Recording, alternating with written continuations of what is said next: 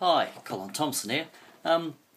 After my recent trip down to London, where I watched the North London Lions in the grand final, and unfortunately they lost, I was really genuinely taken with the amount of people that asked me about the history when they found out that I was one of the founding members and had coached and played and I just thought it was appropriate to just create a YouTube video about the history of North London Lions from my perspective. Firstly, the competition was started it was a vision by John Jelly, who was a journalist based in London, who absolutely loved Australian rules football. In fact, he loved in particular Central Districts in the SANFL, which I'd had played Colts football there. But he knew everything about Centrals, and he just loved Aussie rules football and said, there's so many Aussies in London, we must start a competition. So he got on to a man called Andrew Zweck, who was in the promotions industry, concerts and whatnot. And somehow Andrew, I think, placed an advert in the TNT magazine, and that was really the start of how the competition started. I rang Andrew personally, spoke to him, and he arranged a meeting in the Highgate, what was it called? The King's Head Hotel in Highgate, but it's not really Highgate. I think it's Crouch End more. I mean, but there's other people that would tell you better. But anyway, there I met Simon Eastwood, a solicitor. I met a chap called Noddy. There was a man called Ron Pensini from Western Australia. He became the club's first coach.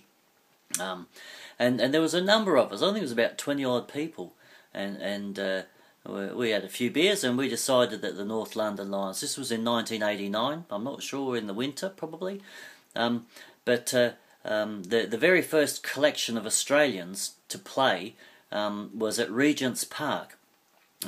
Channel 7 was there, or Channel 9, and there was a fair few cartons of Foster's put together, and we're all given blue t-shirts, Foster's t-shirts, and we just had a bit of a laugh, and then had a kick around, and just generated into a game, which we all thought was a bit of a laugh.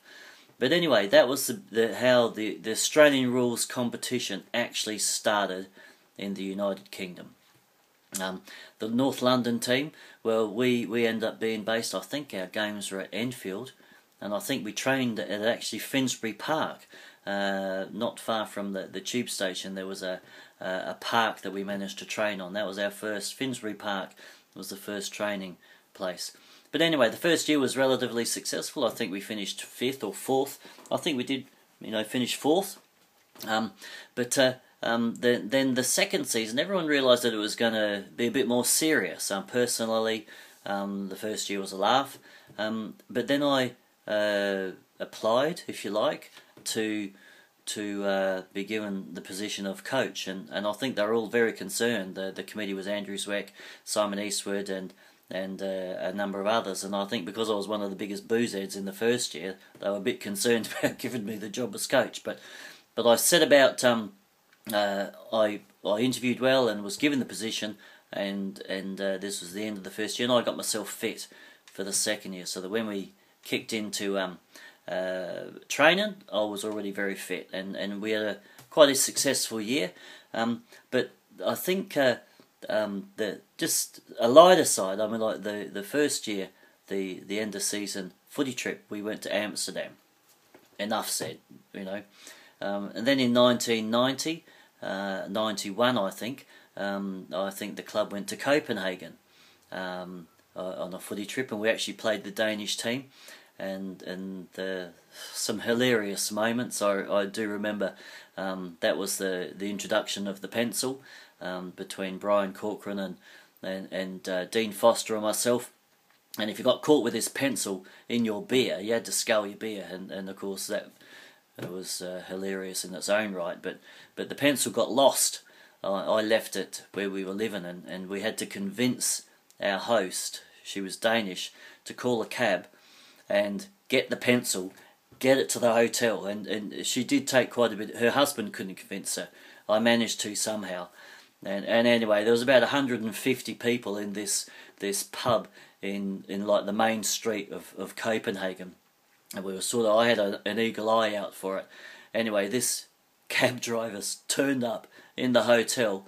You could tell it was him because he was looking very strange and very worried, and he just held in the air this pencil, and there was about 150 people just started woo-hahing and cheering and carrying on.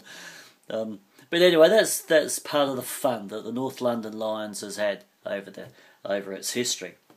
I think key to North London Lions history has been its support. The girlfriends and players' wives and friends of players. The North London Lions has always had a really incredibly well established supporter base. And by that I don't mean they just come along and watch the games. They actually actively got involved and became committee members and trainers and general managers and things like that. So we've had an incredible ethic of involvement of player and supporter. And in 2000 and I think it was when I saw, I think it was the second grand final the club won, there was still there. The support base was phenomenal. And in the 2013 grand final that I just saw, although North London lost, the support base is phenomenal, and that's a legacy that I'm really proud of and happy with. I'm just going to read my notes because I did jot a few things down just to make this sort of a complete video. I remember there's always highlights when you're a new club, and Wandsworth dominated, West London dominated in the first few years. There was a team called Earls Court. I think they're the Roos or whatever you call them now. Those teams dominated, and they were bending the rules, so there was a lot of Aussies actually playing that shouldn't have been playing. So it was a bit hard, but you just remember the highlights of when you actually beat those teams for the first time. Now, we'd moved to Hendon Rugby Club, and we had some terrific English players and Irish guys in the side, rugby players, soccer players. We had a guy called Mike Ananda. We called him the Freak, an English guy. He was as good as any Aussie. He was just absolutely fantastic. And anyway, this one particular day, we were playing Earls Court at Hendon, and I was player coach in those days, and there was a massive punch-up at three-quarter time. I don't know quite how it started, but it was really full on. There was really good punches flying all over the place. The umpires managed to stop it, and they called me as the captain coach and the Earls Court captain coach over, and the words were, "That was absolutely disgusting. If that starts again, then we're just going to abandon the game." There was no place reported. It was just so full on. There was nothing they could do about it. So anyway, I went back to the team huddle, and ordinarily, I suppose the boys and a couple of them, Mike Johnston this year, just told me a lot of them were expecting me to rip into him and give him a hard time for having a punch up. But I'll never forget a lesson I learnt in under 17s. They're playing for Centrals in the SNFL. The coach said, one in, all in.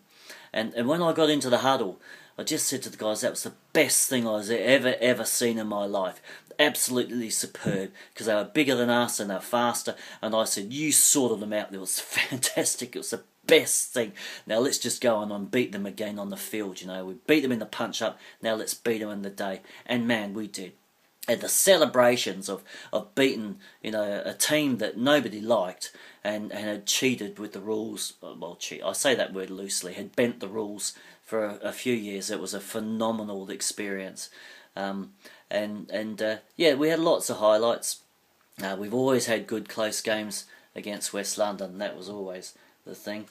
I remember just talking about the Copenhagen game. We had a chap called Brett Dutchke that played for the club.